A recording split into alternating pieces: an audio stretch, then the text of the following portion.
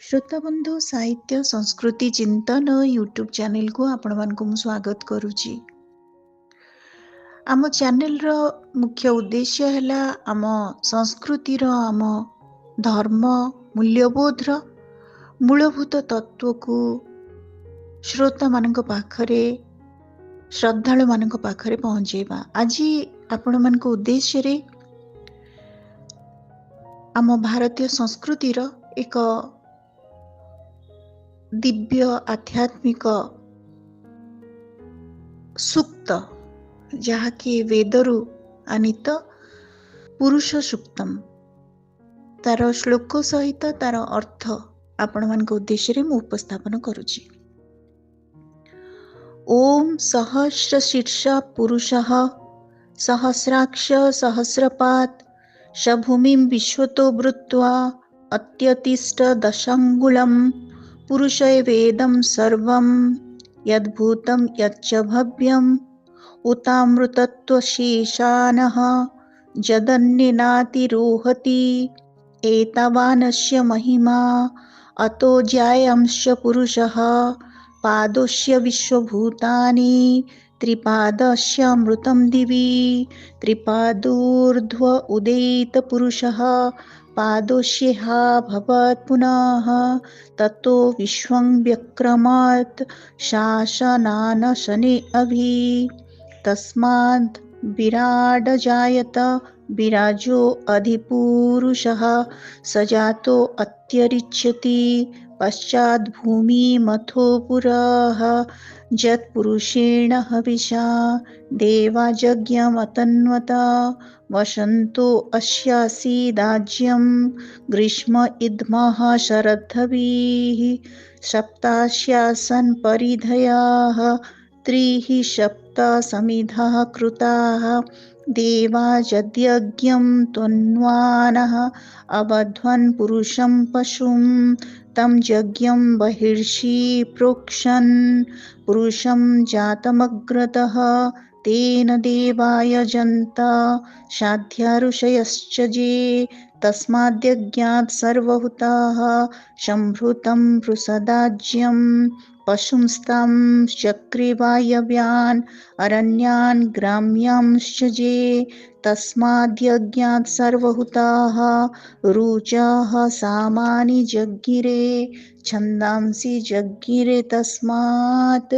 जजुस्तस्मादजायत तस्मादश्वा अजायन्त एके चुभयददः गावोः जज्ञिरे तस्मात् तस्माज्जाता जावयाः यत्पुरुषं व्यवधुः कतिधा व्यकल्पयन् मुखं किमस्य को बाहुः काबुरुपादाबुच्यते ब्राह्मणस्य मुखमासीत् बाहुराजन्यकृतः उरुतदस्य यद्वैश्यः पद्भ्यां शूद्रो अजायत चन्द्रमा मनुष्यो जातः चक्षुः सूर्यो अजायत मुखादिन्द्रश्चाग्निश्च प्राणाद्वायुरजायत नाभ्या असिदन्तरिक्षं शीर्णोदोः समवर्तत पद्भ्यां भूमिर्दिशः स्तोत्रात् तथा लोकान् अकल्पयन्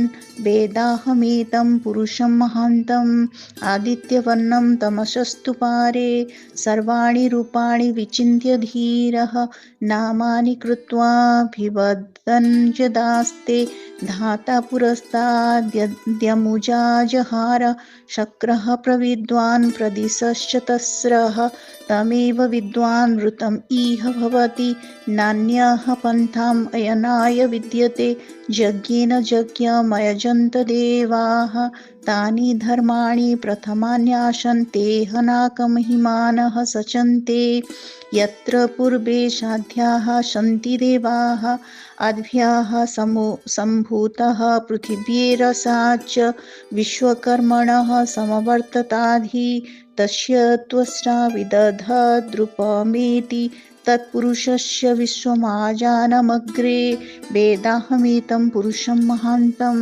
आदित्यवर्णं तमसः परस्तात् तमेवं विद्वामृत इह भवति नान्यः पन्था विद्यते यनाय प्रजापतिश्चरति गर्भयन्त अजायमानो बहुधा विजायन्ते तस्य धीराः परिजानन्ति योनिं मरीचिनं पदमिच्छन्ति वेधसः जो देवेभ्य आतपति जो देवानां पुरोहिताः पूर्वो जो देवेभ्यो जातः नमो रुचाय ब्राह्मये रुचं ब्रह्मं जनयन्तः देव अग्रे तद्ब्रुवन् यस्त्वेवं ब्राह्मणो विद्यात् तस्य देवा असन्वशे पृच्छते लक्ष्मीश्च पत्नो अहोरात्रे पार्श्वे नक्षत्राणि रूपम् अश्विनो व्यातम् इष्टं मनीषाण अमुं मनीषाण सर्वं मनीषाण। ओम शांति शांति शांतिः। श्रोताबंधु आमे शुणुथिले पुरुष सूक्तर तार मंत्र तार सूक्त। वर्तमान पुरुष सूक्तर अर्थ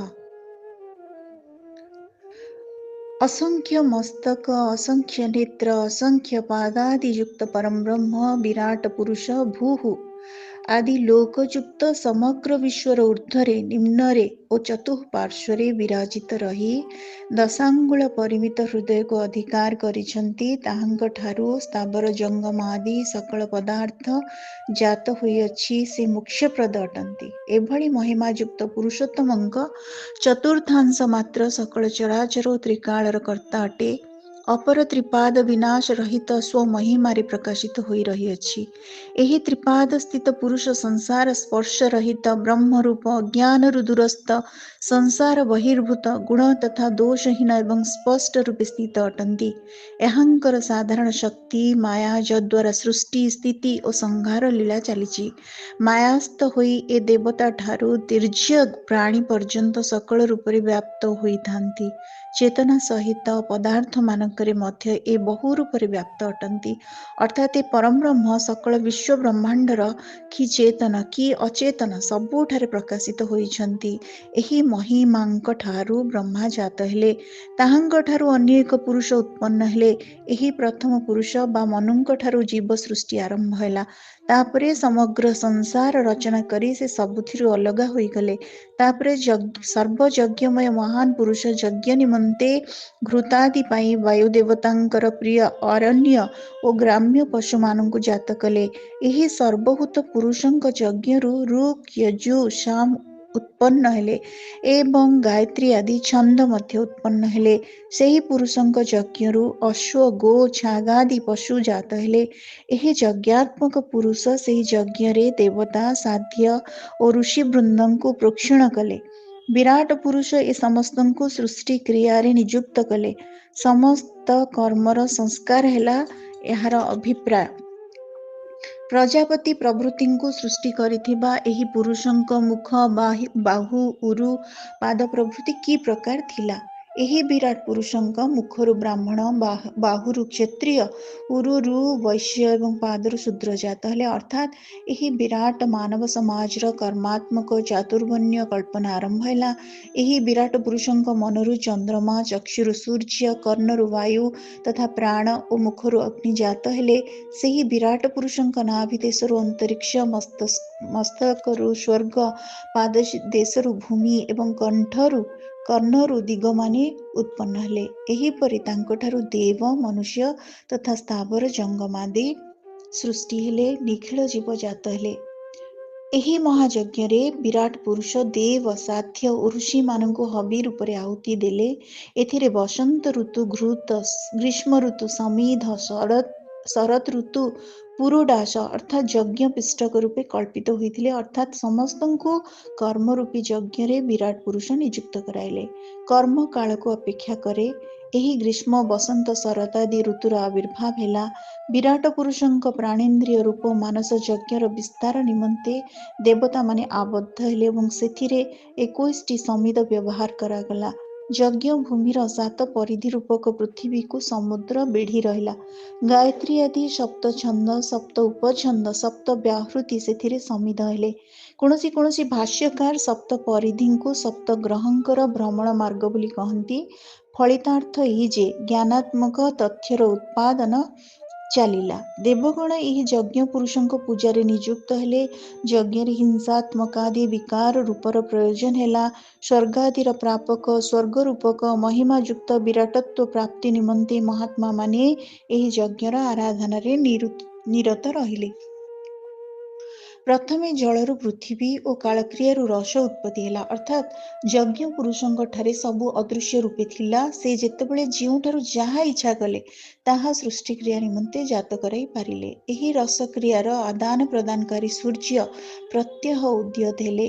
ଦେବବର୍ଗ କର୍ମଦେବ ଓ ଆଜାନ ଦେବ ରୂପେ ବିଭକ୍ତ ହେଲେ। ଅର୍ଥାତ୍ କର୍ମକ୍ରିୟା ସିଦ୍ଧିରେ ଯେଉଁମାନେ ଦେବତ୍ୱ ପ୍ରାପ୍ତ ହୁଅନ୍ତି ସେମାନେ କର୍ମଦେବ। ଅନ୍ୟମାନେ ସୃଷ୍ଟି ପ୍ରକ୍ରିୟା ସହିତ ବିରାଟ ପୁରୁଷଙ୍କ ଦ୍ୱାରା ନିର୍ମିତ ଆଜାନ ଦେବ ଅର୍ଥାତ୍ ପ୍ରଧାନ ଦେବତା। ସୂର୍ଯ୍ୟମଣ୍ଡଳ ସ୍ଥିତ ବିରାଟ ପୁରୁଷଙ୍କୁ ମୁଁ ଜାଣେ। ସେ ସ୍ୱୟଂ ପ୍ରକାଶ ପାଆନ୍ତି ଓ ଅନ୍ୟମାନଙ୍କୁ ପ୍ରକାଶିତ କରନ୍ତି। ସେ ସର୍ବବ୍ୟାପକ ଓ ଅବିଦ୍ୟା ରହିତ। ଏହାଙ୍କୁ ଜାଣିଲେ ଲୋକ ମୃତ୍ୟୁ ଅତିକ୍ରମ କରିଥାଏ ଅର୍ଥାତ୍ ପରଂବ୍ରହ୍ମ ପ୍ରାପ୍ତି ଘଟେ। ଏହା ଛଡ଼ା ଅନ୍ୟ କୌଣସି ପନ୍ଥା ନାହିଁ। ପ୍ରଜାପତି ରୂପକ ଏହି ଆଦିତ୍ୟ ପୁରୁଷଙ୍କର ହୃଦୟରେ ସ୍ଥିତ ହୋଇ ମୁଁ ଗର୍ଭରେ ପ୍ରବେଶ କରେ। ଅର୍ଥାତ୍ ଏହି ପୁରୁଷ ହିଁ ବିଭିନ୍ନ ରୂପରେ ଜନ୍ମଲାଭ କରିଥାନ୍ତି। ଏହାର ମୂଳ ତଥ୍ୟ ଅର୍ଥାତ୍ ସମଗ୍ର ବିଶ୍ୱର ଏକତ୍ୱ ଓ ଜାତକ୍ରିୟା ବ୍ରହ୍ମବାଦୀମାନେ ଜାଣିପାରନ୍ତି। ସମଗ୍ର ବିଶ୍ୱ ଭୁବନ ଏହି ବ୍ରହ୍ମର ଅଂଶବିଶେଷ ଅଟେ। ଏହି ପ୍ରଜାପତି ବିରାଟ ପୁରୁଷ ଆଦିତ୍ୟ ରୂପରେ ଦେବତାମାନଙ୍କର ଆବଶ୍ୟକତା ବୋଧ କରି ପ୍ରକାଶିତ ହୁଅନ୍ତି। ସମସ୍ତ କର୍ମରେ ଦେବତାମାନେ ଅଗ୍ରଗତି କରନ୍ତି। ସେ ଦେବତାମାନଙ୍କର ଆଗରୁ ଉତ୍ପନ୍ନ ହୋଇଛନ୍ତି। ଏହି ତେଜସ୍କର ବ୍ରହ୍ମରୂପୀ ଆଦିତ୍ୟଙ୍କୁ ମୁଁ ନମସ୍କାର କରୁଛି। ବ୍ରହ୍ମରୂପୀ ତେଜଃଶୀଳ ଏହି ଆଦିତ୍ୟଙ୍କୁ ବ୍ରହ୍ମାଦି ଦେବଗଣ ପ୍ରଥମ ଜାତ ବୋଲି ଭକ୍ତି କରନ୍ତି। ବ୍ରହ୍ମାଦିରେ ଜ୍ଞାତ ବ୍ରହ୍ମବିଦ୍ୟା ସ୍ୱରୂପଙ୍କ ଇଚ୍ଛାରେ ସମସ୍ତ ଚଳୁଅଛି। ଯେଉଁ ବ୍ରାହ୍ମଣ ଏହି ବ୍ରହ୍ମ ପଦାର୍ଥକୁ ଜାଣିପାରେ ବ୍ରହ୍ମାଦି ଦେବତାମାନେ ତାହାର ଅଭିଳାଷ ପୂରଣରେ ତତ୍ପର ହୁଅନ୍ତି। ହେ ପୁରୁଷୋତ୍ତମ ଆଦିତ୍ୟ, ହେ ପୁରୁଷୋତ୍ତମ ଆଦିତ୍ୟ, ସମ୍ପତ୍ତି ଓ ସୌନ୍ଦର୍ଯ୍ୟ ଆପଣଙ୍କର ସ୍ତ୍ରୀ ସ୍ୱରୂପ ଅଟନ୍ତି। ଅହୋରାତ୍ର ପାର୍ଶ୍ୱରୂପକ ନକ୍ଷତ୍ର ମଣ୍ଡଳ ଆପଣଙ୍କ ଶରୀର, ସ୍ୱର୍ଗ ଓ ପୃଥିବୀ ଆପଣଙ୍କର ମୁଖତୁଲ୍ୟ। କର୍ମଫଳ ଭୋଗ ଆପଣଙ୍କ ଅଧୀନ। ଆପଣ ଆମକୁ ଅନୁଗ୍ରହ କରନ୍ତୁ ପ୍ରଭୁ। ଆମ୍ଭମାନଙ୍କୁ ଇହଲୋକରେ ପୁତ୍ର, ସନ୍ତାନ, ପଶୁ, ଧନ, ସ୍ୱାମୀ ଓ ପରଲୋକରେ ସ୍ୱର୍ଗ, ମୋକ୍ଷାଦି ଦାନ କରନ୍ତୁ। ଓମ୍ ଶାନ୍ତି ଶାନ୍ତି ଶାନ୍ତି। ଶ୍ରୋତାବନ୍ଧୁ, ଆମେ ଶୁଣୁଥିଲେ ଦିବ୍ୟ ପୁରୁଷ ସୁକ୍ତମ୍। ଆଜିର ଅଡ଼ିଓଟି ଆପଣମାନଙ୍କୁ କେମିତି ଲାଗିଲା ଆପଣମାନଙ୍କର ମତାମତ ଅପେକ୍ଷାରେ ରହୁଛି। ଧନ୍ୟବାଦ। ଓମ୍ ବିଷ୍ଣବେ ନମଃ।